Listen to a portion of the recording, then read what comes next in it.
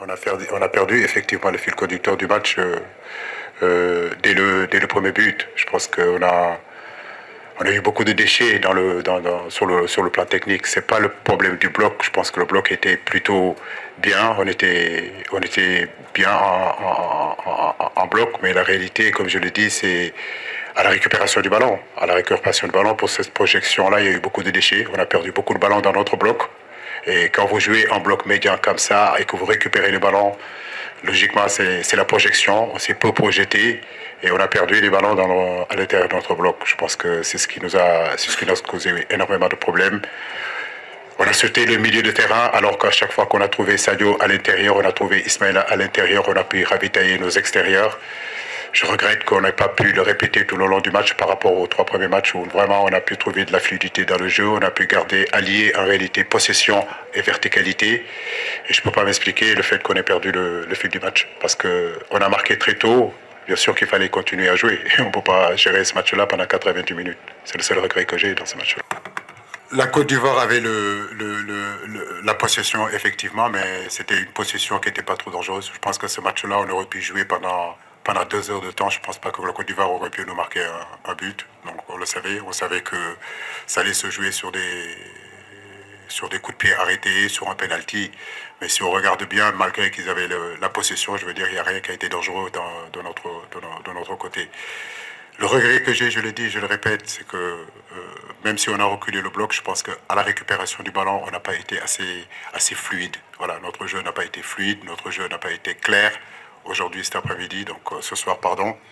Donc très compliqué, match très compliqué. J'ai envie de dire que c'est nous-mêmes qui nous sommes compliqués le match, parce qu'on avait la possibilité vraiment de pouvoir gagner ce match-là.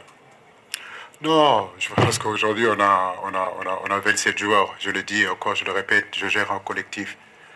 Pape Gueye n'est pas là, mais je veux dire qu'il y avait d'autres joueurs qui étaient là aussi, qui ont bien fait qui ont bien joué avant que Pape arrive. Le problème, c'est pas un joueur qui manque, c'est notre collectif en réalité. À un moment donné, on avait les coulissements à faire, on avait dans la circulation du ballon, on n'a pas beaucoup joué, le ballon a été étouffé, il n'y a pas eu assez de fluidité dans le jeu qui pouvait nous permettre, si vous voulez, de basculer cette équipe-là de gauche à droite et trouver l'intérieur du jeu. Ce n'est pas un problème individuel, mais plutôt un problème collectif. Pour l'instant, c'est vrai que on verra. On verra l'avenir, ce que le dira. Pour l'instant, j'ai envie de digérer cette défaite. Après, comme je le dis, oui, bien sûr qu'on verra avec la fédération. Il y aura des discussions peut-être qui auront lieu. Mais pour l'instant, je ne pense pas trop à l'avenir. Voilà, je pense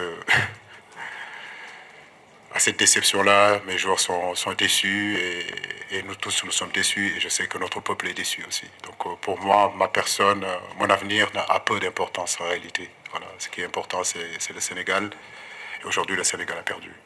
Externe, non, je ne le crois pas. Je crois que cette CAN-là, nous l'avons bien préparée.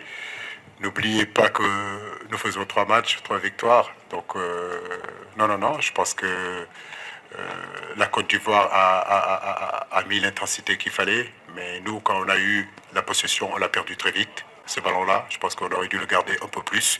On a eu des pertes de balles inhabituelles.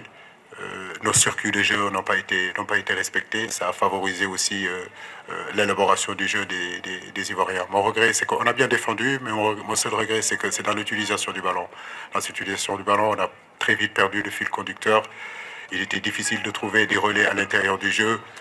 Et je disais que sauter les lignes, c'était pas la bonne solution. Je pense que dans notre jeu de possession et le fait de trouver un peu plus de solutions à l'intérieur du jeu, ça nous a manqué, alors qu'il y avait la possibilité justement de rentrer. Donc pour moi, on n'a pas bien utilisé le ballon ce soir. Sur le penalty, je pense que nous défendons mal. C'est une faute qu'on peut éviter.